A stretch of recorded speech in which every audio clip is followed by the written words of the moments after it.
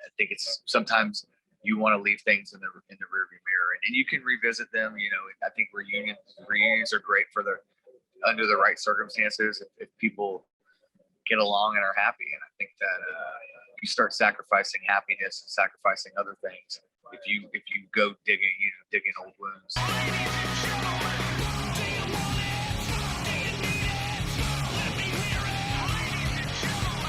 Can you hear How me? are you, man? I'm doing good. Sorry, man. I'm like here in the bus. All good. No worries. Are you still in Illinois? No, we're in Harrison, Ohio. Oh wow. Did you guys travel overnight after the show or? Yeah. We just got 3 shows this weekend. We're doing we did Lombard, Illinois last night. We did Harrison, Ohio tonight, and we're in Indiana tomorrow, and then we fly home for a week, and then we just have 1 show next week. Most of the shows we're doing are just kind of weekend runs, you know. Okay, yeah. So this was not like the full tour, but we have a bus. Our bus resides in Charlotte, North Carolina area, so we just kind of hub in and out. You know? Makes sense. So the Lombard show last night was the first show you guys had of the tour? I mean, no, because these 3 dates are actually makeup shows from last year. Mm-hmm. They got pushed a couple times, and we've had like a couple shows already this year, but not a whole bunch. We did like, you know, Daytona Bike Week and a show here and there, but I mean, I wouldn't say it's like a full tour. I mean, our tour, we have touring plans in summer. Mm-hmm. So everything right now is just kind of weekend like fly-in weekend stuff. Yeah, stuff to just get started after the pandemic. So I imagine, was there a decent crowd last night turnout for the show? That was great. Yeah, it was really good. It's good to see people again, right? Like in settings and all that, get to perform for a crowd finally. Right. Yeah, it was good, man. Just to be on stage and be able to play. It's always good. So. Did you guys have how many bands did you guys have with you on this run that you're doing right now? It's mostly local support, and then there's a band from Minnesota that's out on these 3 dates called Ninth Planet Out. Mm-hmm. And they're just good dudes. They're trying to do their thing, and they're out on these 3 shows. So now, so this summer is basically when you guys gonna do the big tour, right? For the 20th anniversary tour, for the album. I'm curious, why was it? Because you guys had your 3rd album a year after, so next year could have been the 20th anniversary tour. Why did you pick, like, in a sense, the 2nd album to be that 20-year anniversary tour? In a sense, why was it that album, the 2nd one, that you guys decided to have this tour for? I think essentially that's the record that the band is known for. You know, I think the first record was really just like a local release kind of deal, or independent label, and you know, the Every 6 Seconds record was a major label release. It was kind of, you know, the MTV, the big radio play, and all that. So with a lot of bigger things happen, you know, with that record cycle, and you know, that's really where this band got a lot of the fan base. And so we wanted to do something for that record in particular. You know, because it's the strongest, you know, catalog, you know, in sales wise too. So it just made sense to revisit that one. I don't think we're not like in the position to start re-recording a bunch of songs. That was it. We just wanted to do it, you know, for the fans that have been around from, you know, day one. Just do something different the band hadn't really done. I mean, we're always, you know, got cool with trying to challenge ourselves to doing something different. Let's do a cover, or let's do, you know, an EP. Whenever an EP, let's re-record some songs from the first record. We haven't done that. You know, that's new. So, yeah. Mm-hmm.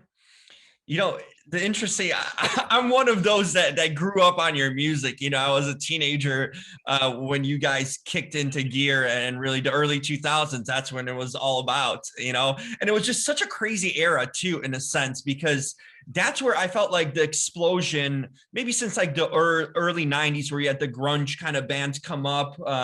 But I think the early 2000s was a specific kind of generation of really awesome alternative rock music. It was you guys, it was POD, Puddle of Mud. I mean, Stain. There's so many bands that were just like, yeah, a lot of great records released in 2001. I mean, and even, you know, I mean, thing is that was a very exciting time for rock and for music at the time, and it just it felt like, at least from the sales perspective, you know, record sales had just started to decline with you know, all the downloading. You know, it's just, you can't really recover from that. You know, so the labels and bands will try to figure out other ways to, you know, create revenue streams for themselves. And, you know, record labels, they're in the business to sell records. Mm-hmm. So it's like, okay, well, if people are downloading it, how the hell are we going to do this? Let's get in the downloading world. Now we're in the streaming world now, which is kind of the big thing. But you know, but I still think bands still physically sell records, but they do it differently. They release vinyl. That's what we're doing. We're releasing vinyl, and cassette tape. It's basically for you know, just collectors. You know, people want to collect that stuff. So I mean, that's kind of a way bands can do it. But I think the days of, you know, someone walking into an FYE or a Coconuts or Camelot Music and buying a CD or tape, I mean, I don't know that we'll ever see that. Yeah, the Tower Records days and the CDs. Do you think we could get another boom, in a sense, of the rock that we had? Usually, it seems like every 10 or 20 years we have like a return, in a sense. Do you think we can get to that point again that we were in the early 2000s? It's always an intro to a new decade. I think that's like in the early 90s, and then it was very exciting. Early 2000s was very exciting. It's just the whole like people are looking for something fresh and looking for, you know, what you know, essentially different. But I think it still goes back to the time, you know, I would say that last, you know, in 01, that early part of that decade was, you know, that was probably it. I mean, for rock bands to sell and do well and have what they had. I mean, MTV played a big part of that too. Yeah, you know, MTV would break the videos. And that's how you would, you know, find out about this band or that band. You know, once that kind of went away, that takes a lot of your sales and a lot of your fan base or people discovering the band. You know, but I mean, you got the internet, social media, you can discover new artists. There's a lot of great artists out there, I think, that are still undiscovered. You know, it's about getting lucky, I guess. Big part of it. You know, I wanted to ask you, like, it's so crazy now. Like, you know, you guys have been around as a band formation a quarter of a century. That's a hell of an accomplishment, you know, 25 plus years since the formation of the band. I mean, that's a feat in itself. How have you noticed the change in generations? Because my generation that grew up, you know, I was a teenager when you guys were at the height. We're having kids now. You know, there's like a whole different generation too that came up during your run over these years. What have you noticed from kind of still touring and seeing the old generation that really were teenagers or kids that grew up with you, and now kind of welcoming a next generation of fans? You notice like a lot of the people that were involved with the band early on, you know, prior to me, I still see some of those people, you know, and I've been in the band 10 years. And so all the previous years, and we still run into people that have been diehard Saliva fans from day one. And especially like even like when we went to Europe and like Australia and did some of those markets too, like Australia, the band had never been before. So you're interacting with people who have been fans of the band from day one. And you know, have been waiting 20 years or you know, at the time 18 years to see the band there. And it's like, it's music has a way of finding people and connecting with people. And no matter, you know, people have disagreements and they don't believe in the same, you know, political views or whatever that may be, they can find a band that they actually agree with and like. You know, it's cool how music can unite and bring people together, I think. Mm-hmm. There was talk for this tour that, I remember reading it that Josey Scott might have was considering a return or possibly joining up with you guys. Any status of that ever happening? How would you kind of feel too, since you're now the lead guy in a way with the vocals? But what was that just a rumor? Was there truth to it? And would you want to see that happen at some point? I think there were some talks, in that whole thing, and I don't, I think once they sat, and kind of realized, Paul and Wayne, it just kind of it didn't really make a whole lot of sense, I think it's sometimes you want to leave things in the rearview mirror, and you can revisit them.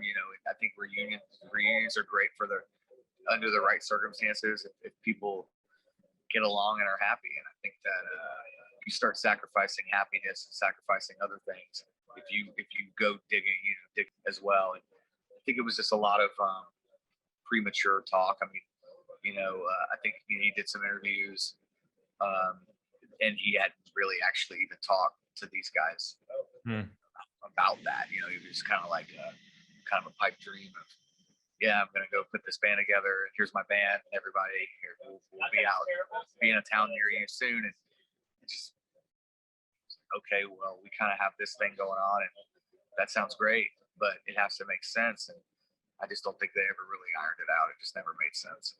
Did you even talk to him? Did you have any contact with him or no? But I mean, it's like never say never. I mean, it's never against it. I just really, I think it's up to these guys and what they wanted to do. It didn't really make a whole lot of sense. Did you even talk to him? Did you guys ever have any sort of connection or contact together throughout the years? Yeah. I mean, I know Wayne and Paul, they would, talk with either him and his wife and stuff like that. But I mean, he's just really doing the family stuff. I don't even, because it does a solo thing, that'd be great. I mean, I think he should. I mean, you want to play music so bad, there's no one stopping you from doing that. So. No question. You know what I've noticed? I've always been a big wrestling fan. I feel like the Saliva music was such a big part of like wrestling in the 2000s too. You guys did so many theme songs for their pay-per-views and different, even wrestler. I think Batista, I Walk Alone. You guys did that theme song to it. Do you remember that sort of connection with the WWE and wrestling and doing music for them and that collaboration? Because it was one that stood out. You kind of knew like Saliva and WWE were like a match in a lot of ways. Yes, I think that was a huge platform for them as well. Like, you're reaching a whole new audience. I mean, because there's people that will come to shows and they'll say, "Oh, I only know of you guys from wrestling," or "That's how I heard of you." Some people would say, "Oh, I heard of you guys from this video game, and that's how I got, into the band." But the wrestling thing, I hear a lot. I mean, we hear that all the time, and I think that's just shows you. It's kind of like even wrestling was kind of like MTV in a way. It's like, people discovering your band, and the connection between wrestling and that. And wrestling did help out a lot of rock bands, and not just rock bands. So there's artists in general, but in the rock department, there's a lot of bands that did a lot of things for wrestling. And Saliva was one of the bigger acts that got lucky with, doing songs for people like Batista, and and they did a song with for Jericho at one time. They were on WrestleMania. That I think had some success in that department. So it's all humbling, man. I know these guys are grateful for that. And even with me, like being involved, in my 10 years, I've heard nothing but great stories, and meet a lot of cool people, who we'll hear stories about people that were in Iraq, fighting for the country and stuff. And Click Click Boom was their song. That was their jam. What they would play on repeat. I'd always be like, wait, really, on repeat? Like, oh yeah, we play like 10 times in a row. I'm like, then we blow shit up. It's like, damn, all right, that's awesome. I mean, it's just, you can't some of that stuff is timeless from generations on. So to answer your question on the whole generation thing, it's cool because I'll go to like Saints game, for instance, and like once a year, and they've been playing Click Click Boom in there as their third down stop for years, and they still, that's it. I mean, third down stop, they play that song, and it's loud in that Superdome. It's like 80,000 people a game. So it's cool that still goes on, and that song can affect people in so many different ways, whether it's the sports side, it's the military side, it's a cool thing. Yeah, it never dies, it lives on in that way too, for so many people that weren't even familiar. You just hear it and you want to look it up. Now we have so many things like Shazam, you can just find out immediately, pull up your phone and see where it's from. In that way too. Yeah. Would you ever I'm curious what the WWE think, did they ever reach out to you guys again in the recent years, or would you do a collaboration again? I think it would be cool to see you guys kind of, do something for nostalgia even, or just the old connection there. Would you guys ever work with them? Yeah, they had reached out about us doing something a couple years ago, and it was for, I think it had to do with re-recording the I Walk Alone tune and doing something else. Maybe it was like Superstar. I don't remember. And I don't know whatever happened with it, but we ended up re-recording I Walk Alone. So it's done. We just haven't released it. So I don't know. I mean, we love to work with WWE, and AEW is where I live in me and Brad live in Jacksonville, and they film all that stuff there, at AEW, and Tony Khan and them, and that's a Jericho's thing. Those dudes are in Jacksonville every week, so it's so never say never. We're open to collaborating and working with in wrestling in all forms. Yeah, AEW would be fun. It's a new fun company. I think your music would be right with it, and Jericho's the natural connection right there too. So yeah. That'd be awesome. A few more questions before I let you go here. What are some, you guys back in the day tour with so many, you had shows with some of these iconic bands too.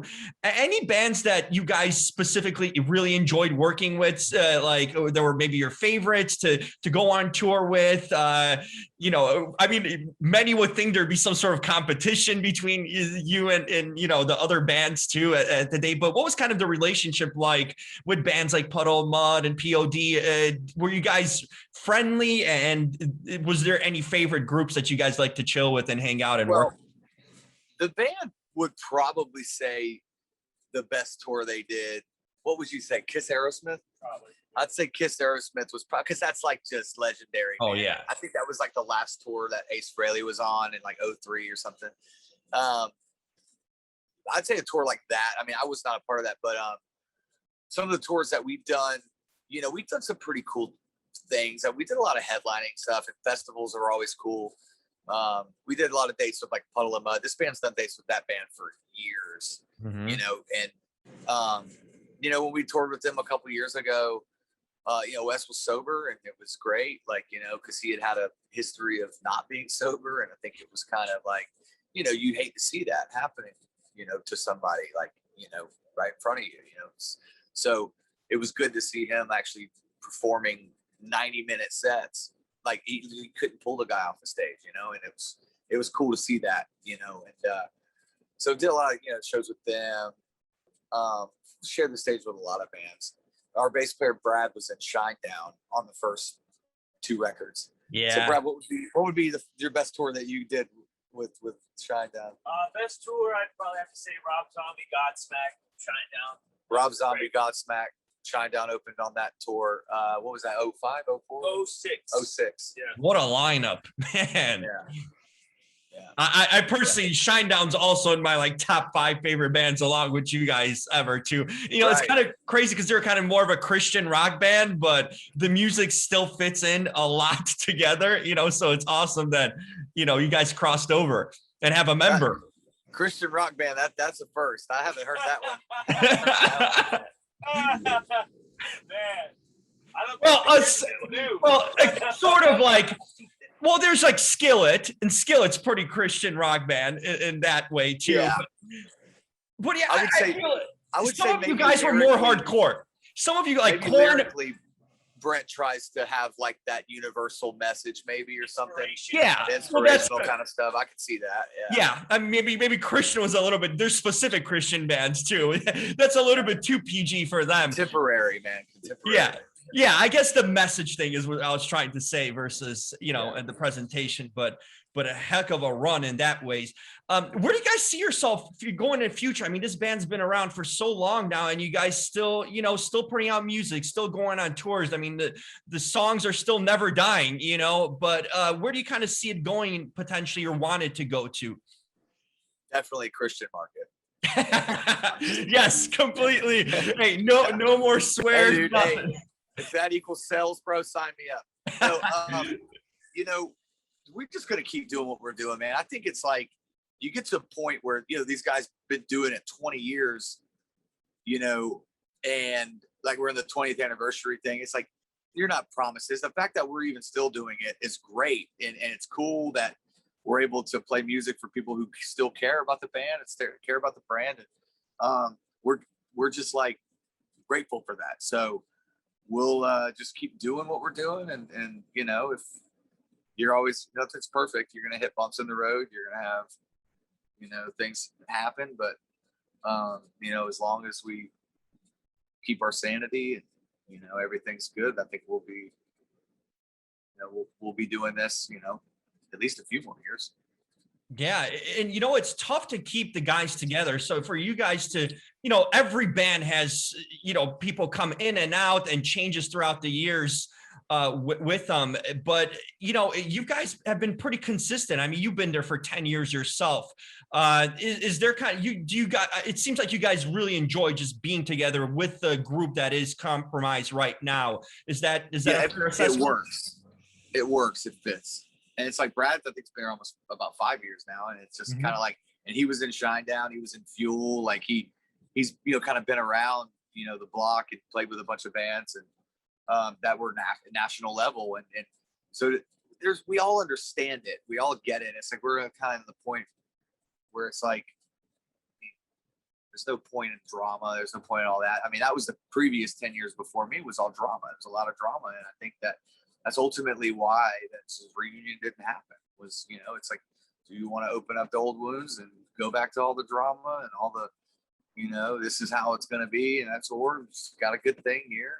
You might miss out on some, big money opportunities and things like that. I'm sure that promoters would love to pay for it, but ultimately you're sacrificing your happiness. And I think, the older these guys, the older we all get, we got families, got stuff like that. It's like, you don't really want that baggage or that mental, instability and all that. It's just, you'll take less money to go and be happy.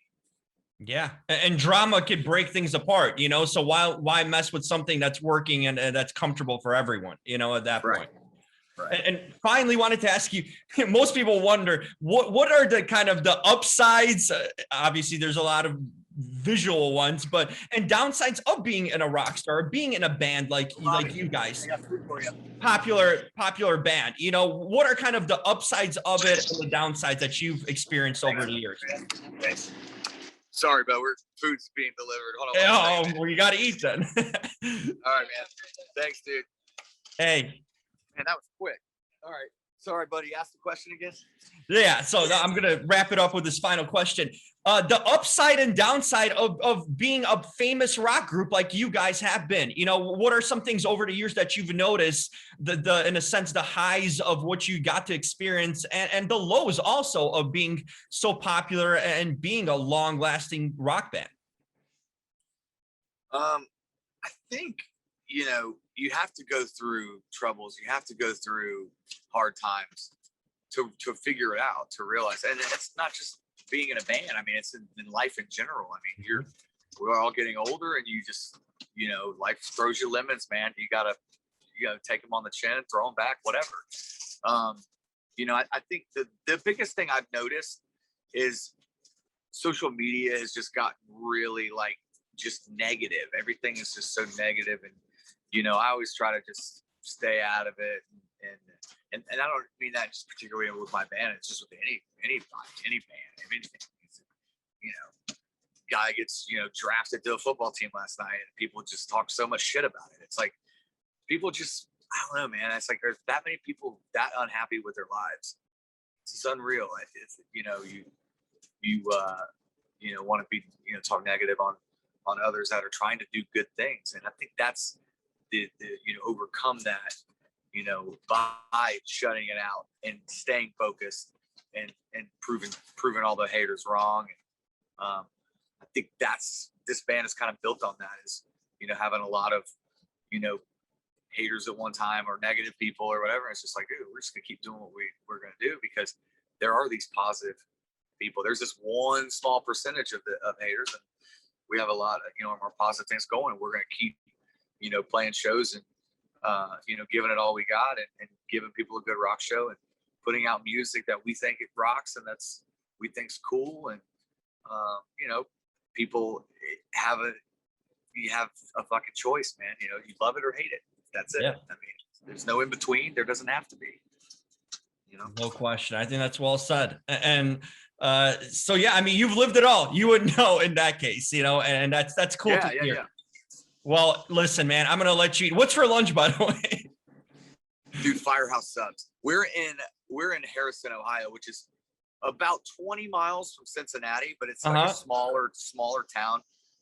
And there wasn't a whole lot of options. There weren't a whole lot, you know, going on. So, but Firehouse subs, man. Hey, you can't go wrong. That's a good sub place. You know what I mean? It'll keep you last till the show, you know, and then you have something. Well, say hi to the guys. I mean, like I said, I've been a longtime fan of you guys. It's so cool to catch up and hear. I'm still a fan, and I'm excited to see you guys touring. And hopefully you make your way back to the Chicago area and I can catch you next time. That'd be awesome. Yeah, dude, I think we're coming back for sure. So it was good talking to you. Good interview, man. And yeah, definitely we'll talk soon. Absolutely. And shout out to all the Christian rock bands out there. Right. Yes. Keep going. There you go. All right, Bobby. Talk to you soon then. Take care. Later. Bye. Bye-bye.